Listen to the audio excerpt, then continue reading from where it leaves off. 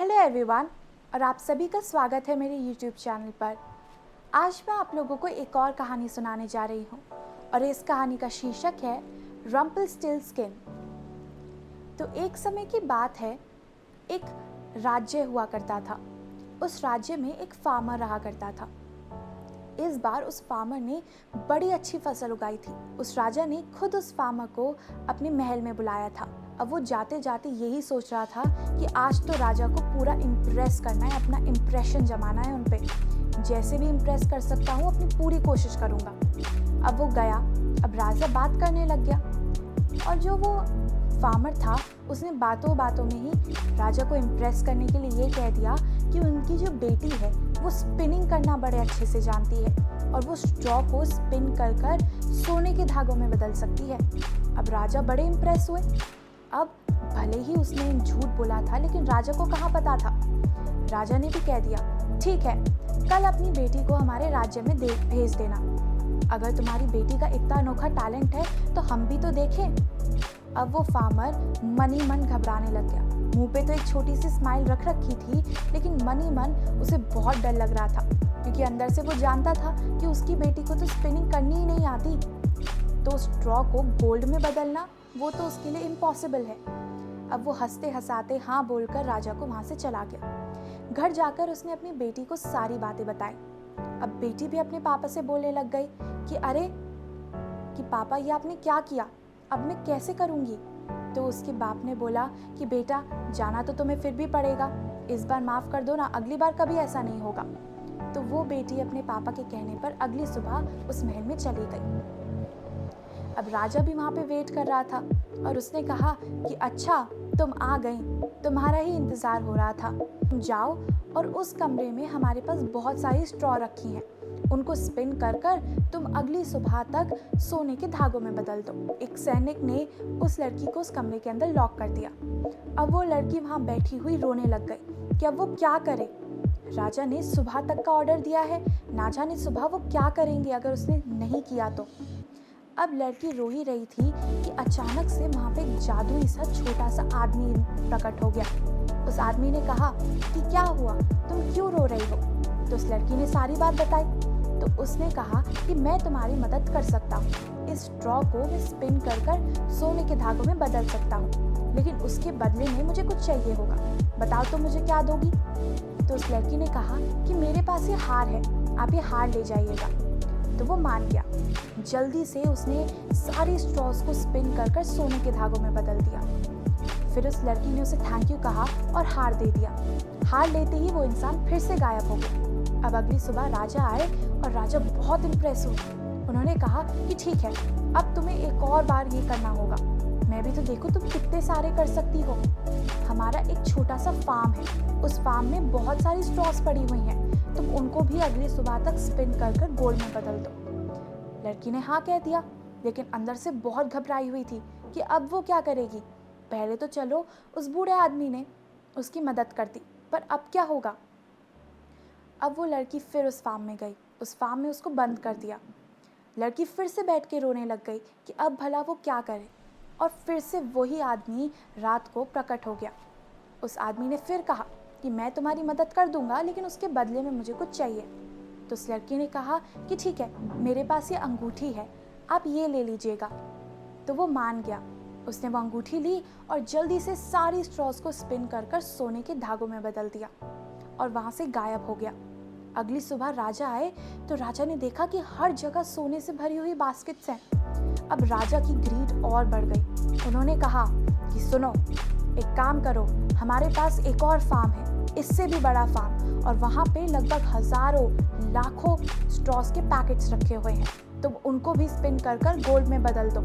अगर तुमने ऐसा कर दिया तो फिर मैं तुमसे शादी कर लूँगा और तुम्हें यहाँ की रानी बना दूंगा, लेकिन अगर तुमने नहीं किया तो फिर मैं तुम्हें मार दूंगा। लड़की ने हाँ कर दी और उसको उस बड़े से फार्म में ले जाया गया। वो लड़की उस फार्म को देखकर हैरान हो गई। उसने अपनी ज़िंदगी में कभी इतना बड़ा कमरा नहीं देखा था और इतनी सारी स्ट्रॉज। वो लड़की वहीं बैठकर फिर रोने लग गई और सोचने लग गई और उस इंसान का वेट करने लग गई। अब हर रात की तरह वो इंसान फिर से इस बार प्रकट हुआ। उस इंसान ने कहा कि फिर से मैं तुम्हारी मदद कर दूंगा, लेकिन इस बार भी तुम्हें मुझे कुछ देना होगा। तो उस लड़की ने कहा कि अब तो मेरे पास कुछ नहीं बचा, अब मैं आपको क्या दूं? तो उस इंसान ने कहा कि ठीक है, एक काम करो, जब तुम्हारे पास कुछ आ जाए तब मुझे दे देना। तो उस लड़की ने कहा ठीक है, आपको क्या चाहिए? तो उस इंसान ने कहा कि जो भी तुम्हारा पहला बच्चा होगा वो तुम मुझे दे दोगी। उस लड़की ने थोड़ी देर के लिए सोचा, उसके बाद हाँ कर दिया। अब जल्दी से उस इंसान ने उस सारी स्ट्रॉस को स्पिन कर कर सोने के धागों में बदल दिया और फिर वहाँ से गायब हो गया। अब अगली सुबह जब राजा आए, राजा ने देखा कि पूरा जो फार्म है वो इतना बड़ा कमरा सोने से ही भरा हुआ है। वो बहुत इम्प्रेस हुआ और अपने वादे के अनुसार उस लड़की से शादी कर ली। अब 1 साल बीत गया और उस नई रानी ने एक छोटे से प्रिंस को जन्म दिया। अब उस प्रिंस को आए हुए एक ही दिन हुआ था कि वो आदमी फिर से वहाँ आ गया और उससे कहने लग गया, हमारे वादे के अनुसार अब तुम्हारा ये बेटा मेरा हुआ। उस रानी ने कहा कि नहीं नहीं, हम पे रहम करो, प्लीज़ ये बच्चा मत लेकर जाओ, भूल जाओ ना कि तुमने मेरी कभी मदद भी करी थी एक माँ के खातिर। फिर उसने कहा कि नहीं, जैसा वादा किया था वैसा ही होगा। तो उस लड़की ने कहा कि कुछ ना कुछ तो हो सकता है ना, आप कुछ और ले लीजिए, अब मैं रानी बन गई हूँ तो आप जितना सोना चाहते हैं उतना ले लीजिए, आप जितने हीरे जवाहरात चाहते हैं, जितने पैसे चाहते हैं उतने ले लीजिए। लेकिन वो इंसान टस से मस नहीं हुआ। उसने कहा कि अब तो मैं यही लेकर रहूँगा, सिर्फ एक तरीका है जो तुम्हें बचा सकता है, मैं तुम्हें 3 दिन देता हूँ, अगर तुमने 3 दिन के अंदर मेरा नाम गेस कर लिया तो फिर मैं तुम्हें और इस प्रिंस को हमेशा के लिए अकेला छोड़ दूंगा।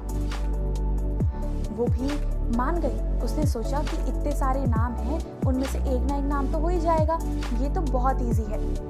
अब जैसे ही वो वहाँ से गायब हुआ, रानी ने अपने एक सिपाही को बुलाया और उससे कहा कि हमारे गांव के, हमारे पूरे राज्य के जितने भी लड़कों के नाम हैं वो सारे एक पेपर पर लिखकर मेरे को लेकर आओ।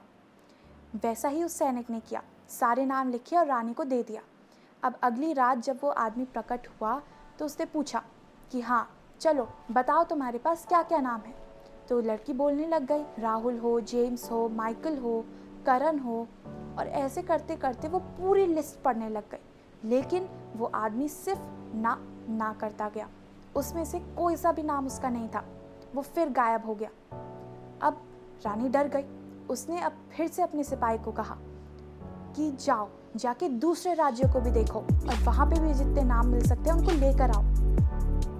वो फिर आया और फिर नाम लेकर आया, लेकिन फिर से उस आदमी का कोई सा भी नाम नहीं था। अब 2 दिन ऑलरेडी बीत चुके थे, एक आखिरी दिन बचा था। इस बार रानी ने फिर से अपने सिपाही को बोल भेजा और कहा कुछ भी करो, कैसा भी करो, अच्छे से नाम ढूंढ कर लाओ। सिपाही चला गया। रानी ने भी कई सारी बुक्स खोल के बैठ गई और उनको पढ़ने लग गई, जो जो नया नाम मिलता उसको लिख लेती। अब उस आदमी के प्रकट होने से बस थोड़ी ही देर पहले उस रानी का सिपाही आया और उससे आके कहने लग गया कि मुझे और कोई नाम नहीं मिला मेरी रानी, मैंने जितने नाम आपको दिए हैं बस उतने ही हैं, लेकिन एक और बात है जो मैं आपको बताना चाहता हूँ। तो रानी ने कहा ठीक है बताओ क्या बात है। तो उसने कहा कि जब मैं नाम ढूंढ रहा था तो जंगल में मुझे एक आदमी दिखा जो कि आग जलाकर आसपास घूम रहा था और कुछ अजीब सा गा रहा था, लेकिन हाँ उस गाने में उसने ये ज़रूर बोला था कि मेरा नाम है रम्पलस्टिल्टस्किन। तो रानी को लगा अरे वाह, उसने तो अपना नाम ही बोल दिया। अब रानी को उसका नाम पता चल गया था। अब आखिरी दिन था, वो इंसान फिर से प्रकट हुआ और उससे फिर से पूछने लग गया।